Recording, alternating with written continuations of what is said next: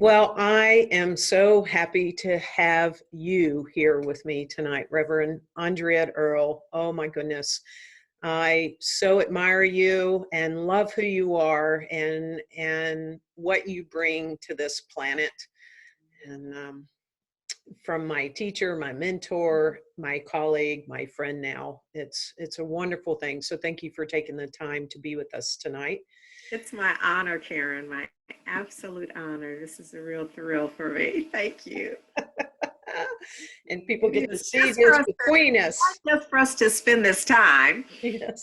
talking about what we both are passionate about, and then to share that in some clever, meaningful way that you've come up with is just makes it all the richer for me. So thank you, darling.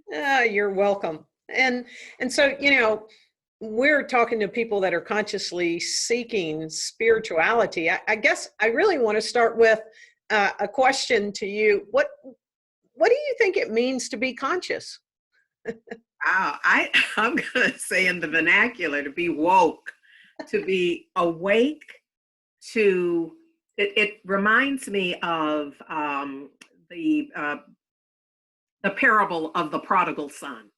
This notion of coming to oneself, this awakening. My sense is that this is a message for absolutely everyone that we are caught up in at some point in our lives.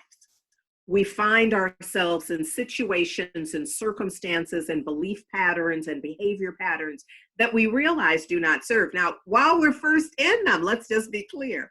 We are clueless. This feels like this is just the way that I do it. This is how I am. This is how I'm supposed to be. This is just the way the thing unfolds. And then, voila, there's a moment of reckoning, a moment of, as the prodigal son in Luke 15 says, one comes to oneself. Mm-hmm. And I believe that that's our greater self, our greater knowing. It's the thing that stops us from making a foolish phone call or leaving a crazy voicemail where we just come to ourselves and something says, hang up the phone. And we have sense enough to hang it up, or we don't go there, or we're in a situation, an opportunity, a conversation with someone, and something is said and in a Dr. Howard Thurman kind of way, we could absolutely give as good as we got. We almost stand kind of flat-footed, getting ready to give it, and something says, just smile. You don't even have to respond to that. That to me is that moment where we come to ourselves, where we no longer live from a combative, from a less thanness, from a sense of we have something to defend, from a sense of the offense, and whoever can give the worst, the most damaging offense is the winner. When did we? So let me back to your question. I think I love you. It's that moment when we realize that we haven't been conscious, when we've just been behaving out of patterns, often the origin that we don't even know and can never ferret out. So this gives us this coming to ourselves, this awakening, and dare I say in the vernacular, awaking and staying woke. Yeah. Staying aware, choosing to, I'm hearing Dr. Howard Thurman. I want to be more loving in my heart. Mm-hmm. Is it an awakening of consciousness? It's an awareness. I'm awake now to another way of being. Does that answer it? It does. It answers it in the way Andriette Earl answers it, which that's why I ask you to be here. And I love that. And it's so interesting because I was just talking about the prodigal son a couple of weeks ago. And then also it reminds me also of Rumi that says, once you're awake, you can't go back to sleep. Exactly. We test that though as humans. Yes, we do. We really do test that because we awaken and we realize there's a better day, a better way, and that this is in this new day of awareness. And too often we just, we see it in our diets. Yes. It's not that we don't know, it's that we're choosing not to stay aware often, she said to herself. Yes. Yes. And her friend. And her friend, who's on day 2 of clean eating. All right. All right. Gosh, I had to wake up again. Yes. Yes. I get it. So true. I get it. I overstand, as it were. Yes. Yeah. Keep moment of high resolve, other Howard Thurman. I just keep fresh before me my moments of high resolve. That's right. Oh, I love it. Okay, well, so for people that don't know you, or just maybe even being introduced to you, which I want the whole world to know about you, Andriette. How long have you been in New Thought, on this spiritual path, New Thought, and specifically, I know Science Mind as an ordained Science Mind minister. So how long have you been on this, and what, are there any like key moments in this journey? Oh, several. Let's see. I came to this teaching in, I believe, like 1982.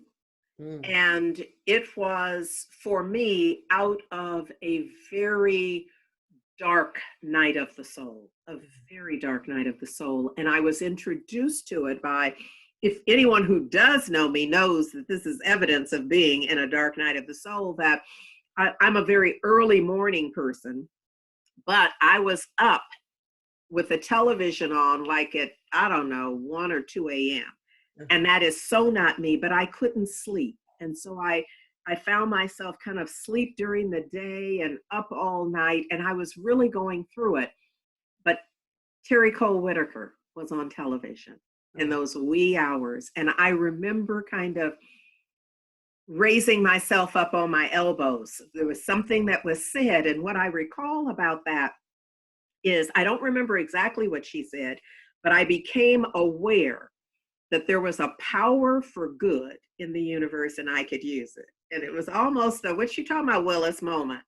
What do you mean? There's something for good, because my core experience in the moment was so hard. It was hard for me to get up out of bed. And I'm an easy morning riser. It was hard for me to do anything. I had taken off of work because I couldn't think. I was a hot mess, and going through it, it was a very, very dark night. And that began my entree into the light, into an awakening, that there was something else. And I began to take classes. She had like a satellite class in San Francisco. And so I took, I don't know, the first 2 or 3 series, and then I started commuting to San Diego for that. But this notion, there was that moment for me when I was taking the classes and I was like, what is this? This could not possibly be true. I wanted it to be true. Right. I wanted these principles to be true in terms of my practice of the principles. I wanted it to be true that it could transform my life forever. But I'd never been exposed to anything that had. And so I doubted, and I thought, I'm going to do it. But if this doesn't work, I'm going to turn this out. They're going to be sorry that they tried to pull this fraud on, because there were a couple of hundred people. I don't know. There were at least 200 people. This is at the Jack Tar Hotel in San Francisco. And, the room is full, whatever that capacity was. We were at capacity. And I thought, if this is a fraud and a sham, that they are just engaging us in something, I'm going to turn this out. But I knew the only way to do that would be to really do the work. Then I would have to do all the reading, all the homework assignments. I would have to do that too. I'm going to do it. Because if this doesn't work, it's going to be on. And so it was out of that, my I'm not one who believes that one's motives are necessarily that important. Case in point, it's the outcome. I started out thinking, I don't believe this. This couldn't be true. How could this have been withheld from me all of my life up until that point? How could I not know this if this existed? How come I don't know people who are doing this and using it in the way described? How come I don't see this kind of transformation in my family, in my extended family, etc.? How could this have escaped me? And it was in my determination that I was going to absolutely know whether this worked. And if it didn't, I had a plan. And if it did, I had a plan. And it worked. Wow, I didn't know this. I love this. And so it worked. And how has it really worked for you in your life? Like, are there any other moments, or like, oh my, like I know my moments, like if I had not found, and this is one of those moments, by the way, for me, like if I had not found this, I don't know how I'd get through, right? But are This there, current experience, you mean? yes. Oh, absolutely. Absolutely. I would say, Karen, and I know I'm kind of stepping on the question, but I just, there's a part of me that wants to hop right in here that what I learned was the power and choice that I have, regardless of what's going on in the world. Mm-hmm. So, what I learned through those first teachings and all of the study I've done up until now and the practices that I have engaged, what I've learned is that the world is the world. And just like that dark night of the soul, I've had difficult times. There's no promise in any of this. If in Christianity, Yeshua, the master teacher, if that could end in a crucifixion, there is nothing in anything that in any truth teaching that promises that there won't be dark days, that there won't be difficult times. And the key is, for me at least, how am I going to be in that?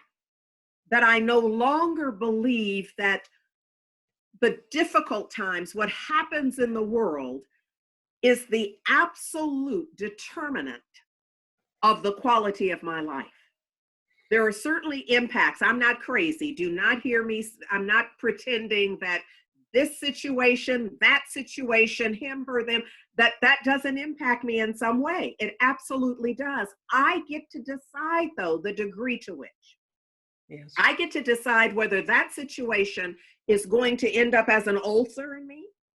Right. Whether I'm going to be reduced to not thinking clearly for long-term periods of time. What I get to decide, because there really is a power for good always and in all ways. And the question becomes, I have found for me, is whether I tap into that or whether I tap into whatever appears to be the greatest or the deepest or the most painful part of the problem. I have a choice in everything, even in, given COVID-19, folks are going through it. Yes. On so many levels across the spectrum. Every time they update us on the number of cases for individuals who now have the virus and symptoms of the virus, and also update us about deaths, I remind myself that for every one of those numbers, it is multiplied exponentially by the people who care for them and who are impacted. Always. So we are going through it. When we start talking about 1 million people, this, that, and the other, we know that there are multiple millions. Yes. Who are feeling it, who are going through it. The question for each of us is whether we live in the pain of it, in the fear of it, or whether we live and we still see the joy, whether we watch a child and we feel the presence of a child. It's all right. I am so sorry. It's quite all right. It's on silent. Somebody wants to get your attention. That's my sister. She must. Oh my goodness. So The idea is that in the very midst of the pain, the doubt, the fear, there are children who are accessible to each of us, either by video, by Skype, by photograph, by some remembrance, who are expressing a certain joy. Yeah. Now, there are also adults. It's what are we focusing on? Somebody's having a birthday, somebody's having their last breath. And how does each one of us, it's a prodigal daughter moment.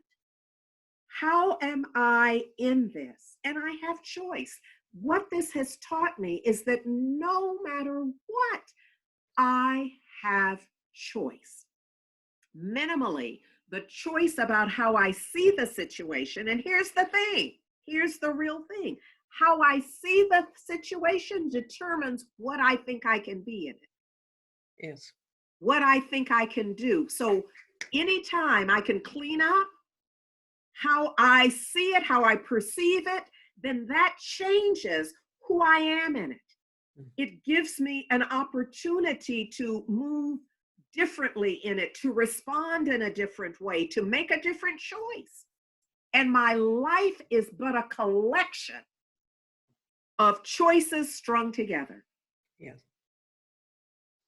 And there are lots of situations and circumstances that, in all of those years from 1982 to 2020, certainly. But I think that kind of synthesizes it. Yes. For me, what I've learned is that I have choice, that there's a power for good, and I get to choose whether I see the power for good present in this or whether I'm hanging on to something else. There's a sister, Sonia Renee Taylor, who has a quote that Brene Brown has been sharing. And at first, I, in fact, used this quote at Heart and Soul and credited it to Brene Brown. But Sonia Renee Taylor says, we will not go back to normal. Right.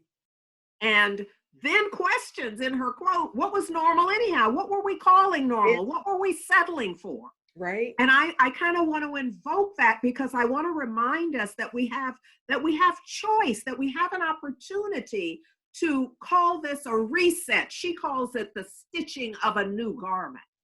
It's that prodigal daughter moment when we come to ourselves and say, oh my goodness, we're in something, but when this is over, when it shifts, when it opens, what will we be in? How will we be? And there's something about using these moments to prepare ourselves, to get ourselves ready, like we do for everything else. Yes, get ourselves ready for being with each other in more loving, more compassionate, more inclusive, more accepting ways. Yes. We needed this break because we were way out of order. Way out of order, like out of order. And this is an opportunity to create a new normal. Who wants to go back to that? I mean, yes. It gives us an opportunity. Just one example. We don't take much time off in this country, right? Just vacation alone compared to other, European countries, whatever. We get to take a break and reflect inwardly on how are we seeing one another? How are we treating one another? Are we lifting one another up? Who are we lifting up and who are we not? And, all of that. And am I lifting myself up or am I not? Because as we know, it starts here within, right? Yes. Love our neighbors as ourself. Well, if I'm not loving myself as the greatest, highest potentiality, how in the heck am I going to love my neighbor? Yeah. I have to say, Karen, to the folks who aren't there, I'm like, miss me with that. Don't worry about loving on me. Love on you a while. Let me see how it looks on you. Right. Before you start spreading it with me. That's just kind of my personal view. Don't worry about me. I'm going to be all right. Just love on you a while. And then when I see how good it looks on you, I'll be like, ooh, pass some of that over to me. But in the meantime, miss me with that love that you're not giving you. Yeah. Because my sense is that that's really it, that we haven't learned to love. So Yes. we're out there throwing something on other people, calling it love, that really is our projection of our dislike of ourselves and how we are. So this gives us a huge opportunity to reset, to be with ourselves, to be in spiritual practices that are transformative in their nature, that helps some of that um, conflict based, that knee jerk, I gotta get the best out of this that I can at the expense of another. This allows that maybe to fall away a little bit, or a Yeah. lot, anywhere A from a little lot. to a lot, so that we can show up having cracked the shell, the hard candy shell that we tend to live in as a defense mechanism, that we can expose our soft center Mm-hmm. more readily and more consistently. And I'm doing my own work. This is not me hollering down from a mountaintop by any means. I am steadily in the valley and stepping up and hollering, help! But I'm doing my best to stay aware and awake and engaged. Well, you mentioned this is a time for us to use our spiritual tools and practices. So, if I know you have several and many in our spiritual tool chest here, but is there any one or two that you would like to share, like that you go to? Yes, absolutely. Um, Two of my favorites, and they're kind of related here. One is my empowerment binder, and my other is my empowerment playlist. So my empowerment binder has stuff in it. There are a lot of to give you a good example, in traveling in various places, like to Hawaii, where I would purchase a calendar that has Hawaiian flora, and it's just stunningly beautiful. And so in tearing that calendar apart, I have pictures that when I look at them, they just immediately do something to my being, my psyche, my emotions. So there's certain, like, flowers and colors together. There are also affirmations and poems and lyrics and prose that does the same thing. So my binder is just full of stuff. It's such a way that when I open it, I can open it anywhere, and wherever my eye falls, it has a positive impact. It takes me someplace that's away from that place of pain and doubt, is usually what it is. It's doubt. I'm wondering, I'm worrying, and I just flip open, and then I continue to flip. But the other thing that I have done, and this is my upgrade on that, is my empowerment playlist. So it's the songs that I like. Like, there's a song that I co-wrote with Etika Luckett, which is my new song, which is actually based on Dr. Howard Thurman's essay, I Will Sing a New Song.